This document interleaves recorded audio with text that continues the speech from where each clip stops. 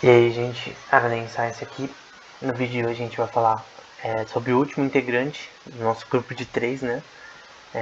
Os três matemáticos mais ferrados da Revolução Francesa, né? Matemáticos que foram ferrados de alguma forma. A Sophie Germain, por ser mulher, o Galois, né? Por ter feito uma besteira e também por várias coisas que aconteceram durante a sua vida, né?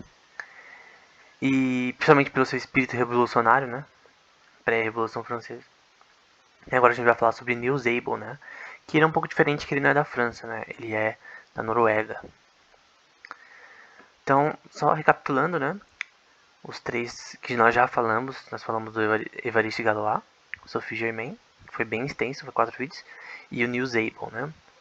A Sophie Germain deu mais trabalho. O Niels Abel parece que vai ser um pouco mais simples. Embora o mais importante... É o que mais tem obras matemáticas pra gente analisar. Então, e ele tem um teorema relacionado muito ao Galois. E o Galois se inspirou em Abel também, então é bem importante. Então, o nosso foco aqui primeiro vai ser contar um pouco das vida e obra de Niels Abel, né? Primeiro a gente vai falar um pouco da sua vida, da sua biografia, para depois falar sobre os seus artigos escritos. Alguns foram traduzidos para o francês. Eu não vou conseguir ler os originais relacionados à língua materna dele, mas que norueguês, né?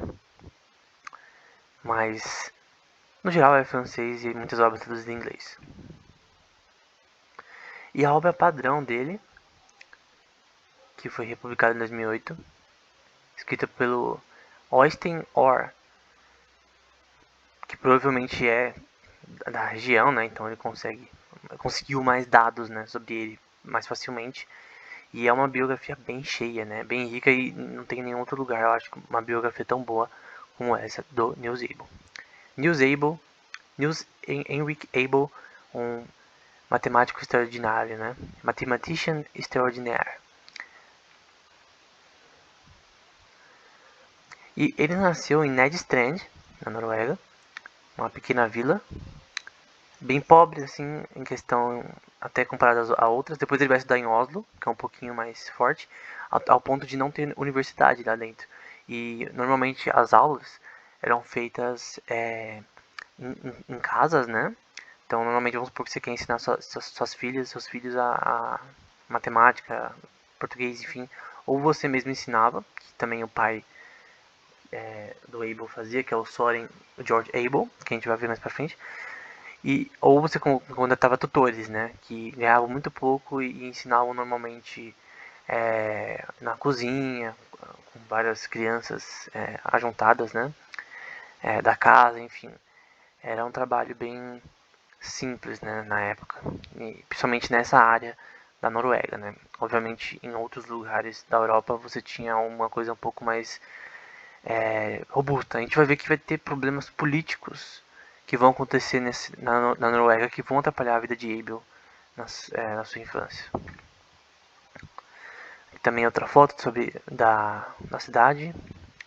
Essa foto ela é mais ou menos como era na época, porque ele viveu mais ou menos de 1800 a 1830. Então, como essa foto é mais ou menos de 1900, ela é bem fiel ao tempo de Abel, né? A tecnologia relacionada à época de Abel.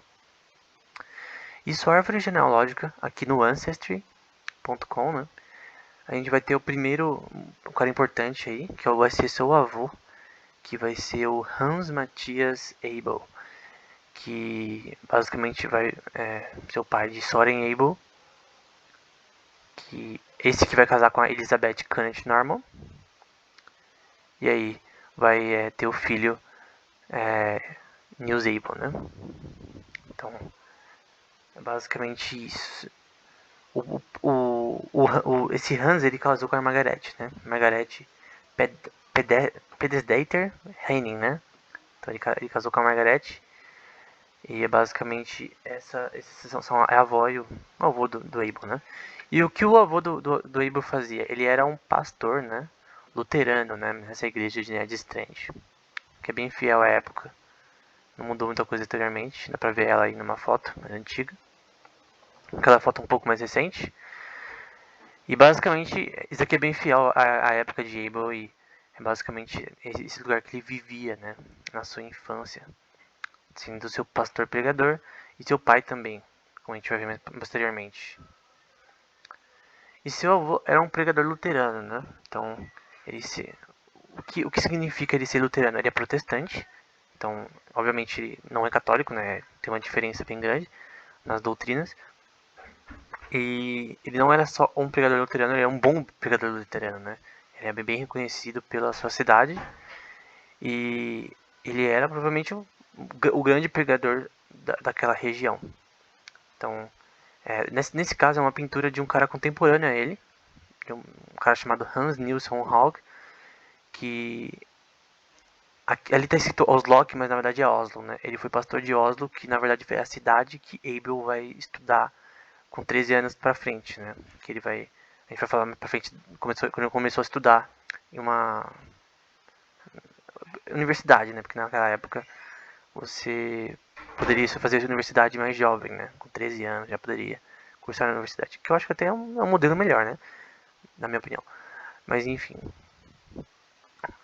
Esse é um exemplo de como era a pregação na época, né? Que como Oslo é uma cidade perto de Abel, então é bem assim parecido, né?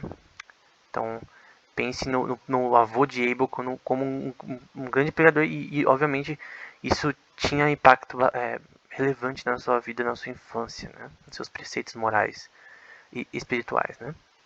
E normalmente a igreja luterana tinha um conceito litúrgico, né, de o pregador estar num lugar alto, né? Esse é um exemplo de como Lutero pregava, por exemplo, Martinho Lutero. Então se tinha um lugar bem alto acima da maioria, então você poderia ver o pastor bem assim, num local bem proeminente, né? E obviamente não tinha microfone na época, então era tudo no gogó, então você tinha que ter uma voz potente. Isso é uma coisa que as pessoas vão falar do avô de Abel, falando que ele tinha uma locução bem assim, boa. Dá para ver um pouco mais como era na época, a igreja luterana. Esse daí é John Wesley. E um poema, né, citando o livro do que a gente falou antes, né, da biografia do Abel, tem um poema relacionado ao avô de Abel, né? Ele que escreveu. Eu prego, eu amo, eu como, eu bebo e eu rio, né? Tem um belo chapéu, né? E um belo casaco no estilo luterano, talvez. Não me pergunte, leitor, o que eu sou além disso. Isso é toda a verdade que eu posso dizer. Mais ou menos. Uma coisa que tem a ver com a sua vida, né? Com a sua forma de viver. Um homem simples. E da sua esposa, né? Da Margaret, né? Eu tenho a minha porção nesse mundo. Me juntei com um patrão peculiar. Mas, caro leitor, né? O charmoso leitor. Agradeça a Deus, ao Deus dos céus, né? Se você nunca experimentou nada pior. Então, parece ter a ver, assim, porque interpretar isso aqui é um pouco difícil, mas na minha interpretação rápida, parece dar noção. Porque obviamente o cristão nunca falaria que eu tenho uma porção nesse mundo. Então parece que o patrão nesse caso seria alguém no mundo, não alguém, o mundo em si, e o Senhor do céu seria o que livraria da porção neste mundo, né? Que levaria aos céus, né? Então, é mais ou menos isso. Essa é a minha interpretação do poema dela. E um jornal local falando sobre ele, né? Justo como o apóstolo Nataniel, né? Que foi aquele apóstolo que Jesus chega e fala que viu ele embaixo da figueira, né? Que falou, está aí um homem justo, né? Ele fala, aí Natanael fala, como você sabe? Aí Jesus fala aqui, antes que eu te viste, né? Eu te vi debaixo da figueira, né? Aí já chega falando que Jesus é o Senhor e tal. Então, junto com o apóstolo Nataniel, bondoso como o João, que é o apóstolo João, e modesto e quente, né? Aconchegante para todo bem, como o Paulo, né? Então, ele tinha uma boa reputação na sociedade e era alguém muito conhecido, era o pastor local. E alguém que falava constantemente contra a depravação da cidade, né? Vai ter partes durante a biografia que vai falar sobre, do primeiro capítulo, né? Que vai falar sobre como ele falava contra a bebedice, né? De você beber muito, ao ponto de ficar bêbado, né? Coisas que eram imorais na cidade, na cultura da época, por ser uma cultura protestante. Então alguém que falava na cara não estava nem aí. E aqui relacionado ao ministério dele, que foi bem relevante, vai falar que na parte laranja, né, que a semente semeada pelo seu pai, né, começou a florescer. Nesse caso é o pai está relacionado ao Soren Abel, então está falando do avô dele. Então, em 1816, vai falar que o ministro Herr Abel pregou pessoalmente esse sermão e foi bonito, claro, quente, né? De forma oratória extremamente boa no nível da congregação, né? Então, falando bem aí suas habilidades de pregação. Seu sucessor foi o pai de Niels Abel, que foi o Soren George Abel. E ele teve um estudo um pouco mais proeminente, né? Ele fez teologia, não se sabe que não ficou claro qual é a universidade, mas provavelmente de Oslo, talvez. E ele estudou teologia, foi um teólogo. E aqui é um debate entre teólogos, né? Só para dar uma noção. Então teologia tem muito a ver com debate, né? Com debater pontos relacionados à interpretação de textos. E ele foi filólogo, né? O que é filologia? Esse, por exemplo, é o Novo Testamento, um papiro, que é uma cópia relacionada ao manuscrito original, uma cópia de cópias. E basicamente o papiro são folhas de papiro egípcias, né? Que você juntava em filetes e depois você juntava isso e colava, né? E juntava na prática. Então é bem assim arcaico, né? Uma forma antiga de papel que preserva bem, melhor que até que papel. Nesse caso é um texto em grego, né? O grego koiné, que é o texto do Novo Testamento da Bíblia. E um filólogo, o trabalho dele era comparar esses textos para saber a leitura original. Então, o texto que a gente tem hoje, a gente tem pegando a soma desses textos, analisando quais são os melhores textos. Tipo,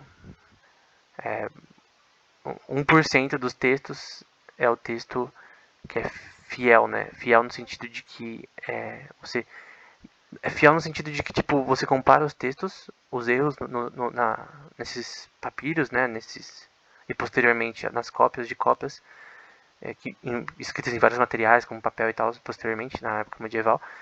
Mas basicamente um filólogo, o trabalho dele é analisar, comparar esses textos para saber a leitura original, saber quais são os textos melhores, né? Analisar isso e evidenciar isso de forma analítica, crítica, e normalmente é pensado que 1% desses textos seria o texto que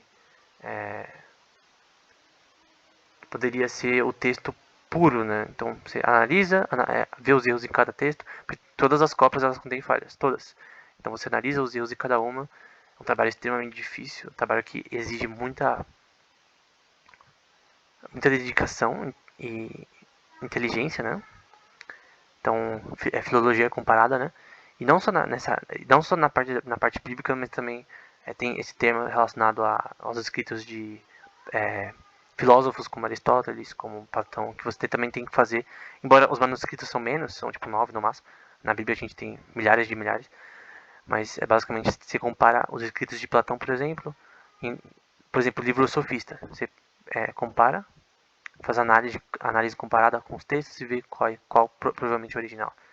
Então é um trabalho bem legal e isso mostra como esses textos realmente, principalmente da Bíblia, são fiéis ao que o escritor escreveu. Aqui também tem uma versão em grego, em hebraico, perdão. Se bem que está falando que é hebraico, mas vendo bem, não é hebraico, é grego.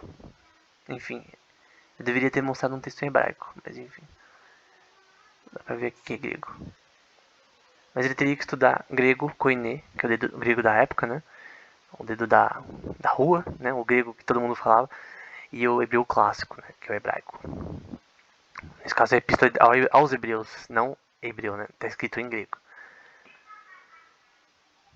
E aqui, por exemplo, é um filólogo, né? Bem conhecido, que é o Tolkien, né?